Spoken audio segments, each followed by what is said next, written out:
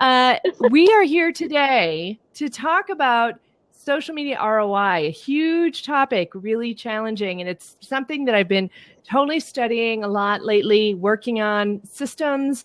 And so I wanted to share some of the things with you that I've been working on. So let's first talk about, our three keys to social media ROI. And I actually have totally prepared some fabulous stuff. So even preparation. So let's talk about the challenges of measuring social media ROI. People say you can't measure it. All you get is information about likes or followers, and that's not really true ROI because, obviously we can't put our fans in the bank, which would be nice if we could. So what are we really measuring? We really have to figure out what is true for us and what is the best outcome for us. So what are our real goals with social media? So that's the step number one. And the first key to measuring social media ROI is really understanding what you want out of it, because it can be different for lots and lots of people. I mean, a lot of times when I talk to a client, they just want sales. That's what they said. I want sales. And of course, that's a big picture type of measurement. So I kind of have, if you've heard the term key performance indicators, KPIs, I'm not a big fan of ROI and KPI, not a big fan of acronyms. So I always like to spell it all out. But, if we're looking at big picture key performance indicators, really it's going to be, of course, sales, increase in sales, or increase in revenue, which could be different than increase in sales because in sales volume, because you could be selling higher ticket items. And then a decrease in cost wouldn't be another a big key performance indicator for if this marketing effort is worth it and working. So that's kind of the big picture KPIs. But then how do you really measure that? How, other than, just tracking your sales month to month, but how do you tie that to social media? So that's the big thing that I think gets challenging, because there's lots of smaller steps that can come in there. So there's lots of smaller things, and they can be things like, maybe you're just looking for an increase in overall awareness about your company, your brand, or your product. And so then you could look at maybe follower growth. You could look at increase in fans would be a good measurement for you if that's your real true goal, is to kind of have more awareness about your brand. But if you're looking for probably more sales, you're going to have to track all the way through. So sometimes, even just getting better engagement, getting more loyal fans could be a good goal for your social media campaign. So then you're going to look at, okay, how are our engagement rates? What are people commenting on? If they're tweeting, things like that. If they're opening our emails, that's a big thing. You could maybe look at more loyal fans who are more involved with your brand. And social media can help there. So the other thing, my favorite measurements for achieving those kind of bigger picture things are increase in website traffic and getting more subscribers. So those, I think, are really truly the step before someone's going to buy from you, usually, is that they opt in, they get connected with you in a deeper way. So I'm often using Facebook ad campaigns and really measuring all the way through to see if they are opting in, to see if they're, how much does it cost per opt-in, all that stuff that you can easily measure with Facebook ads. So those kind of measurements, those kind of performance goals can be easily tracked through Facebook ads for one thing, and then through other things like Google Analytics. So and then one thing I was going to share, and welcome if you're just joining us. Phyllis is in the car with her hat on. And I'm in my wig, my Friday wig. I love Fridays because, then we can have a little fun. I need a little wig wearing Friday. So, so the other thing that you want to look at when you're looking at these smaller steps, a lot of times, is you're going to want to look at what does it cost to get each one of these metrics? How much does a new email subscriber, cost you for some of these social metrics? If you're measuring from Twitter, how much does it cost to get a new email subscriber from Twitter, from LinkedIn, from Facebook? And again, you can, if you're running ad campaigns, that's a little more tangible. You know how much, your cost per click is. You can calculate how much it costs to get a new subscriber. If you're looking at like the time you spend on social media, then you have to translate that into a cost. You have to then say, okay, well, what is my time worth? How much does it cost to create these graphics? If there's other people on my team, how much does it cost for those team members to be participating in our social media activities? And then you're going to have to break down that cost in a bigger picture, because you want to make sure that you're accounting for the team member time. So that's a little more challenging. Can you hear me? Yeah, I can. I just want to make the point that this is basically just really good business accounting when you take in all expenses against your income. So we're so used to being solo entrepreneurs and not really valuing our time as a real business expense. But it is definitely a business expense. And also, if you're paying a team member, then of course that cost is very obvious. But a lot of times people just have their own experience. Yeah. Yeah, it's so true. I mean, I'm not great at accounting for my time either. Like the time that I spend, posting, the time I spend blogging. A lot of times I can track that time just because I've put it into my Google Calendar and I can see, how much time I spend. I'm not always good about updating that, to really say, oh, actually that blog post took longer. And content marketing is a huge, tough thing to also account for in ROI. It's a longer game. And I feel like social media is definitely a lot of times a longer game too, in terms of being able to prove that ROI. So there can be people that have been on my email list that found me through a Facebook post like a couple of years ago, and they finally buy something from me. So it's huge. So yeah, looking at the cost per metric is definitely a big thing to consider. So that's all in step number one, is really understanding. The key number one is to understand what your particular goals are with social media, what your particular, what does success look like to you, and what kinds of things are you wanting to measure. I mean, it could be around sales, but back that up into the smaller steps. So that is tip number 2 there.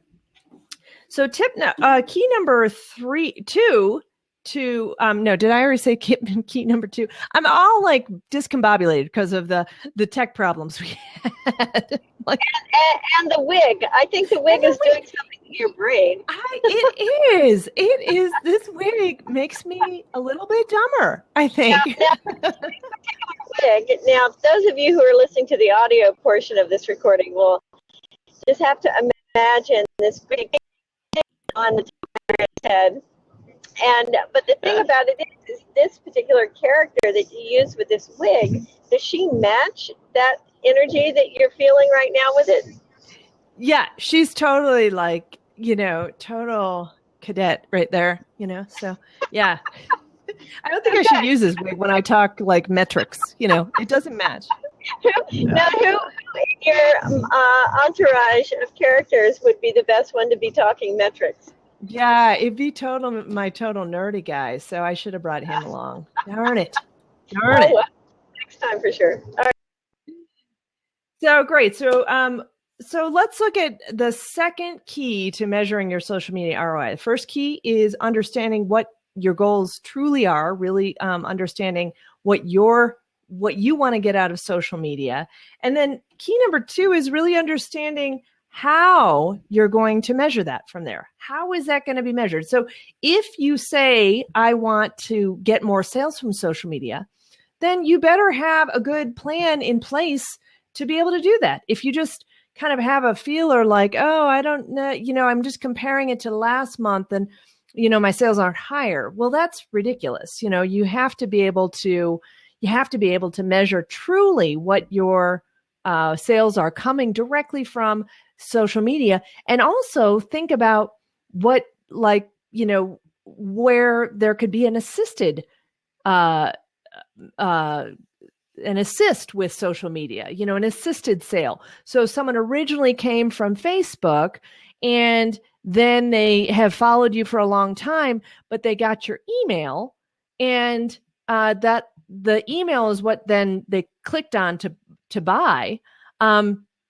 Then, sometimes people say, oh, well, the email did the selling, but no, it was an assisted sale. That's the last touch that they got.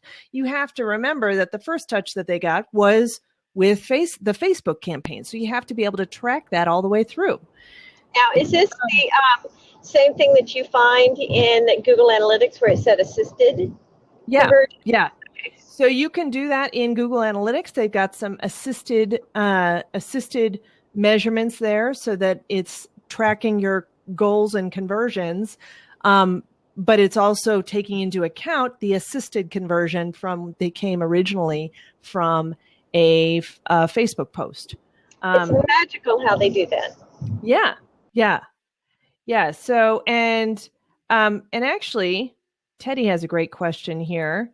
I'm going to put this up here. Teddy says, sounds like ROI measurement choices need to include other departments beyond marketing. And that's so true. So very, very true. They have to include the website developers, because the website people need to be able to install the Google Analytics properly. It's also in the design of your campaigns, because you have to be able to know how you're going to track if someone went all the way through your cart, or if there was, if you're a brick and mortar store, you might have to be able to track coupons. So you might have to get management support on board with that and being able to, kind of understand that whole piece of it. So yeah, definitely good point, Teddy, on that. So good. So yeah, so how will you measure? You know what? I'm going to try. I've never tried this. How do I share my screen? That's how do I do that? Does anyone know how I share my screen? Where is it? And hi everyone just joining us. I see Amanda, Nikki, welcome. Mr. Wonderful, hello. Aaron, of course, Tracy. Good to see such familiar faces and new faces. Oh, you need an app to share your screen? Okay. Darn it, I need to get an app. So, yeah, you can share your screen, but I think, ManyCam, that's what it is. You're right, ManyCam. Okay, cool. So I can't share my screen in my Google Analytics, but, that's the great thing about having Google Goals and setting up UTM links, is that you are now, what you're doing to track your social media is you are creating different links that you share on Twitter goes to maybe a sign up sheet, a different link that goes to Facebook that helps you track if someone's come in from Facebook and then signs up for your program and gets to the thank you page of your opt-in.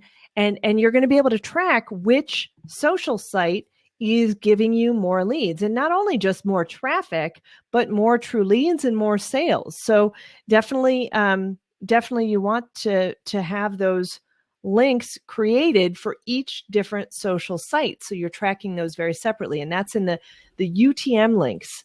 And actually, let me get the UTM builder.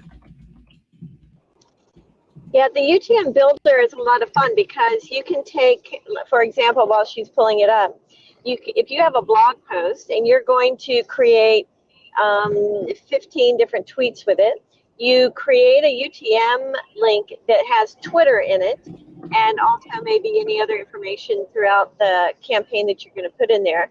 And you use that link, which you can short with Google, over on Twitter.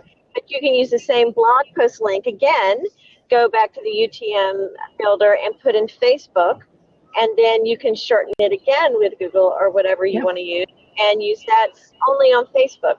And it's a lot of front-end work that you have to get in the habit of doing. But from that point, then you will be able to track these these specific links to see where the traffic was coming from. Did it come from Facebook or did it come from Twitter in your marketing? Yeah.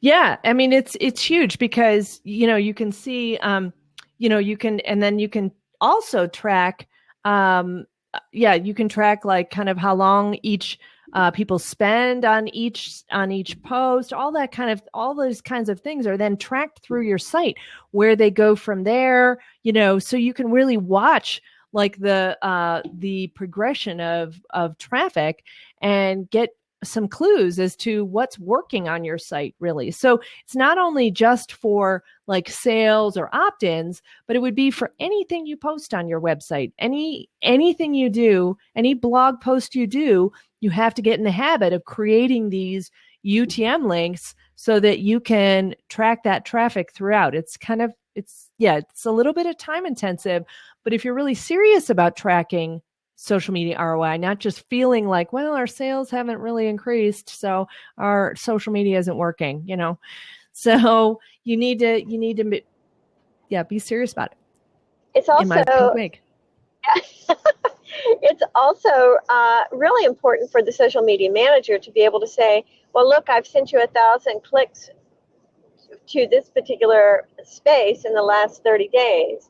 And be able to back that up with a graph and the information and the analytics and all of that. And then you can say, okay, that's the reason you need to involve everyone on the team, because if something's not converting on that page, or if they're not getting signups on that page, it's not from lack of traffic. Yeah. So that's why it's really important for the social media manager. It's a tool to stay relevant in the conversation. Because a lot of times it's like, oh, well, the social media manager. But this way you can say, I've sent you this.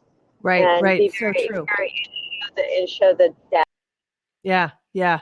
Just so much richer than just because you can, when you have Google Analytics on your site, you can break out the social traffic for sure, but it's so much richer and so much more because you can, really track, hey, the traffic I sent you directly led to sales or directly led to social media email signups or whatever. So another important piece of this whole tracking in key number 2, which is to know how you're going to track your ROI, your social media, is Google Goals. So Google Goals is something where it's very easy to set up. You just set it up one time. And what you have to have is either a goal around how long someone spends on your site, or a goal around what page they're viewing, or how many pages they're viewing. So there can be goals around 3 different types of things.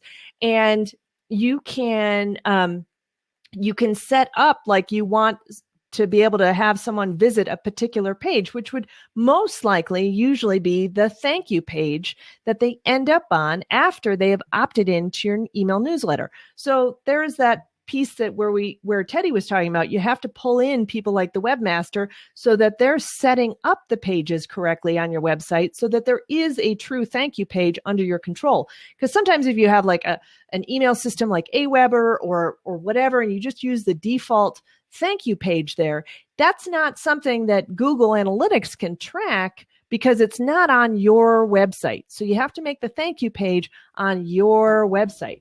And here's an example of one. So I have a thank you page. Actually, whoops, hold on. Let me get that. I didn't pull it up beforehand. So I actually, I have a couple of thank you pages. One is just for when people sign up for my freebie. I have another thank you page that goes for my any webinar. So they're different. So I can, really separate out that traffic. I know when people are signing up for webinars versus my freebies. And then I also have I have another thank you page that is when someone purchases something. So those are examples of my thank you pages. And I actually also have a thank you page. Let me see what it's called. A thank you page when someone signs up and contacts me and fills out my contact form. And what I love about this thank you page, this was a great idea that was given to me by Andy Crestadina, and I loved it because I don't automatically put someone who contacts me on my email list because they haven't asked to be opted in. What I have is I said, thanks for contacting me. I'll get back to you within 24 hours. And in the meantime, here's some freebies for you. And that's where they can then get on my email list. And so that's kind of a great little tip from Andy Crestadina. And so I'm going to give him a little shout out in there. But I love that idea. So it's just a way to for those people who've contacted me to get on my email list. And then again, they'll go through to my other thank you page, and I'll be able to track that traffic. So, I'm going to track. Hold on. I do have it's not email provider. You can embed the thank you that they have onto your website, but then on that web page, you can place them. So that's the reason you always want to embed it under your domain, if at all possible, and not just have it as automatic thing that comes from the email provider. But you can embed some of that onto your website, and that's a nice way to work around it if you don't feel like designing something in particular. Yep. I just want to make sure when I mute myself, is that muting me for you too, or is it just muting me? Okay, yep, good. you're muted. Yep, you're muted when you mute yourself. Right now we can't see you, but we can hear you. So. Wow. So, yes, Phyllis is in the car. If you're just joining us, Phyllis is in the car traveling all over the United States. We're going to talk about the glamour of being a social media manager and being able to travel anywhere you want and run blabs from your car. Next week, we'll talk about that. No. So let's just review if you're just joining us. Key number one is to really know your own key performance indicators for your own goals for social media. That's key number one. Key number two is to know how you're going to measure those. And you can measure those with a variety of systems. If you have a system that is more high-end, more expensive, something like Marketo, something like, what's the other one I'm thinking of? Like Salesforce or whatever, some of those higher end systems, they can be very expensive. So and HubSpot, those are great for tracking all the way through. But for a lot of people who can't afford the $1,000 plus $5,000 monthly system, you're going to have to use a combination of Google goals, Google UTM links, and a system to know where those people came in from. Sometimes you could have a different opt-in for just Facebook users. That requires you to create a whole different, opt-in page, but so that can be challenging. You could have a whole different email list for those different people opted in via different systems. So you have to figure out how you're going to set that up. So key number 3 to measuring your social media ROI is to regularly review your stats and really understand how often to review them, what kind of cycle you're going to be on so that you're looking at them more regularly. Monthly is always a good thing to review in terms of sales or in terms of goals. I often, when I'm doing some sort of campaign, I'm reviewing it pretty quickly. I'm reviewing it almost daily. Sometimes when I'm doing an opt-in for a webinar that is a 2-week promotion or something like that, I'm watching where people are coming from. I'm, of course, looking at the conversion rates of my Facebook ad campaigns because I have several running at a time, and I'm turning off the ones that aren't performing. And I'm also looking to see what's working in terms of which type of post might convert someone over to a lead. What are my top posts that get people over to my email list, or what are the top sites that, for me, it's Facebook is my top converting site. And that's because I'm on Facebook more often. But I've just this year instituted a whole system for getting my evergreen Twitter content out there a little bit more, my evergreen blog posts on Twitter, and really tracking that and to see if I can get a lift in my website views and my opt-ins from being more regular and consistent on Twitter. So definitely. HubSpot does not have a free tool. Is that right? Oh, wait. Lead in. Oh, it's free. Amanda says there's a free lead in tool from HubSpot. I have not tried it. That's very interesting. So she says it's amazing. Okay, lead in. Maybe you can post a link in there, Amanda. Definitely feel free to put that in there so we can all take a look. Find of the year. That's so cool. Awesome. So regularly reviewing, and really this is really, there's no, I think there's no personal set formula, like you have to review X, Y, and Z every day or every week or whatever. This should be set up by you. And what I like to do also is have a yearly review of my traffic, my blog traffic especially, and really compare this year's traffic to last year's traffic and see what worked more last year on a higher level, what worked more, this year on a higher level, and just look to make sure I'm always growing. So, and I think also just reviewing your own personal analytics on each of the sites, Facebook analytics, Twitter analytics, looking at your Pinterest. I mean, they don't have a ton of, I haven't looked at my Pinterest analytics in a while. Actually, I get a fair amount of traffic from Pinterest, and I'm terrible at reviewing my personal analytics there. There's two really good metrics on Pinterest. One is your average daily impressions and your average daily repins. Those two are worth looking at because they can for you. And if they are consistent, then great. If for some reason they suddenly drop off, then you need to go and recheck those very popular pins and see what happened. Okay. So awesome. So those are just to review, those are my 3 keys to measuring social media ROI is really knowing what stats you want to measure. You want to keep track of your true goals. Number 2 is how you're putting in place the system for how you're going to measure that. And that usually could include Google Goals, Google UTM links, Google Analytics, and then the systems on your own website. And then number 3 is to regularly review on a consistent basis, put up some sort of schedule, tape it up on your wall, and regularly review that. So awesome. So we're going to open it up for questions for the last 10 minutes. If anyone wants to jump in, feel free to jump in with any thoughts, any questions. Wigs, hats are encouraged. Clothing is not optional. Wait, I always do that backwards. Yeah, clothing is not optional. Yes. So clothing is a must. We'll just say that. And if you have any required. Yes, that's it. So yeah, feel free to jump in or put any questions in the questions area.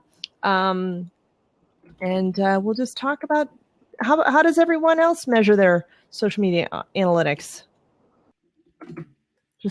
I'd love to hear from, so lead in. And is that actually, I'll just check that out. Is lead in an opt-in site? Lead in HubSpot. Check it out. Okay. Awesome. Oh, it's, yeah. So it's, it's definitely like a contact form, but also just creating opt-ins, but it works with your existing email tools. That is very cool. There's some other, it works with your forms. Okay. And there's other sites that are sort of similar to that. One is Optimize Press. Yes. Opt-in Monster and Optimize Press are 2 other, those are form sites, but I don't know how, they don't have as many, stats, I think, on the back end. So that, awesome. Oh, and it shows where the user came from and what pages they looked at. So leadin.hubspot.com. Very cool. So anyone want to jump in and talk ROI? Feel free to talk ROI. I I'd love to know what other things you struggle with ROI. Anyone struggle with, figuring out what's working for them? I'd love to commiserate. I have to say, I've been doing a lot around this. I think the time of people just using social media is definitely coming to an end without feeling like they have to know how to measure it. I think a lot of people talk about it as a customer service tool and it reducing the costs in customer service. I think that would probably be more applicable for large companies, maybe not necessarily a small company. So, if a social media manager is going to be considered the customer service point person, then that's a completely different conversation, because then the cost of the social media manager, the percentage that's being used for customer service, is a business expense. But then is that number wrapped up into the math formula for ROI? Yeah, good point. It's huge. That's a big point too. Yeah, how is that accounted for, and where does that, what percentage of their time would be considered customer service versus outbound, inbound versus outbound. So it's huge. So awesome. Nobody wants to get in the seat. I know. It's okay. If you don't have a hat or a wig, it's totally okay. Yeah, you can just get in normally. That's fine. The other thing that's challenging about Blab is that my hair isn't always ready. So, that's why I like the wig option. So so funny. How many wigs do you have, Andrea? I was doing some organization of my wigs, and it was definitely, it was a lot. I have half of them downstairs, I think, still. So, yeah. So, I know what I was going to put in here is there's a great, blog post by Buffer that talks about UTM links. I'd love to know how many people are using UTM links that are here now. How many? I'd love to hear from you guys. Yeah. Jason is awesome. Yep. Good. And Amanda is very good. Cool. It's just curious. There's some people who it's very new to, so it's okay if you're not. It's fine. If you are listening to this, you're like ahead of the game, because now you know something more than you might have before about why it's important to use UTM links. So Dan says, yeah, I might start if I knew what it was. Well, it's really very simple. And honestly, once you go there, and I use the Google UTM generator, and you can just Google that, unless Andrea's got a quick link for it. Yeah, and actually, it's pretty explanatory. You at the top fields, you put in the let's say blog post URL that you're going to want to track, and then there are 4 or 5 different fields, and this is from memory here. One of them is the source, and if you're putting this link on Twitter, you would put Twitter. If it's part of an ad campaign, you would put in the name of the ad campaign. If there is, and then there's 2 or 3 other fields that you can use or not use. You don't have to use every field, by the way. And then it says generate link, and then you get this freaky long URL. That has all kinds of code in it. And then you have to shorten that URL to be able to use anywhere, otherwise it's ridiculous. Right. So then I just put mine over to Google Shortener and make a Google link out of it, because it's just so you look at the post that the blog post I just posted. This is actually my post that I did a couple of years ago on social media ROI, how to become a social media ROI rock star, and the campaign is evergreen, because that's an evergreen post that still is valid today. So I am tweeting that out more often. The medium I say is social, and then the UTM source is Blab, because I just changed it actually so that I'll track any traffic that came in to that post via this Blab.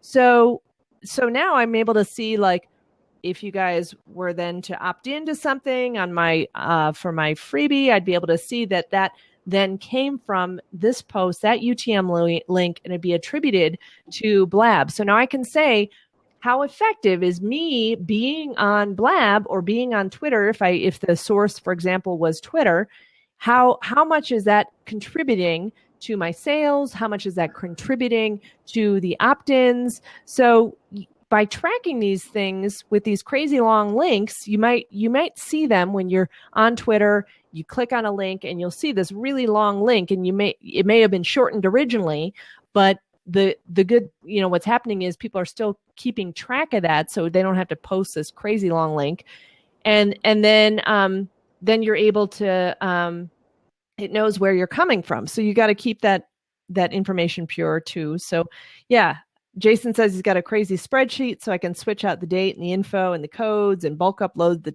tweets into Hootsuite.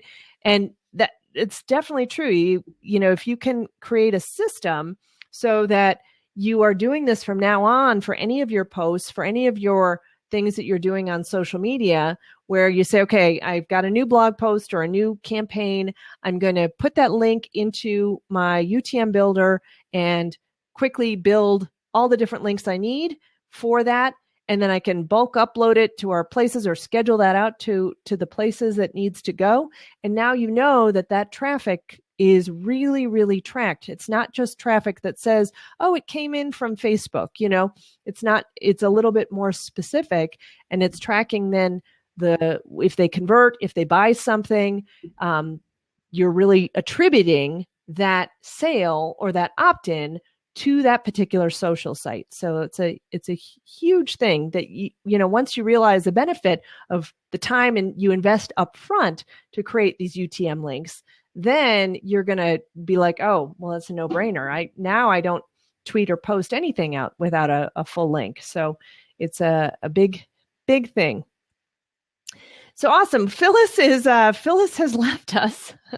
Phyllis has been traveling, and I think her Wi-Fi just gave out. Our show here at Social Talk Live is a 45-minute show, so we're right at that 45-minute mark. Oh, here she comes again. Yay. So yay, you're back. So join us next week. We're going to be talking about overcoming mindset challenges for social media managers, social media people, and what it takes to have the right mindset, because it's something that I personally struggle with quite a bit. I know Phyllis and I talk about it a lot because sometimes we seem to be luckily we're on a different schedule. Sometimes I'm like, we're awesome. And she's like, oh, I can't do this anymore. And so mindset is a huge thing. You have to definitely dance with some of that fear that happens, as Seth Godin says, and learn to just do your own work, in my opinion. So I'm giving you a sneak preview already to next week's Blab, but sign up for that. And do we have any other announcements? Phyllis, anything you want to leave us with or promote here? Not promotion-wise, but I do know that we have some big things coming up in the next month, and we're very excited about them, and we'll be announcing those soon. Spring is always very important for me and Andrea, so we're going to do something wonderful with that. And for the folks down under, we're not supposed to say spring and fall, but in March and April, we have something very big we're going to be announcing, and then something extremely big in September, October this year. I know. We're putting together some really cool things. Yes, it's all good. And next week, I have a Facebook advertising webinar. So I'm going to put that link in there. So if you want to know more about how to avoid some 3 big mistakes I see people making all the time in Facebook ads, join me on this webinar next week. So hope to see you there. But we have lots of good stuff coming up. And if not, if we don't see you there, we'll see you next week. So be here with or without wigs, really, or hats. All right. It's been fun. All right. Thanks, everyone. Bye. Bye.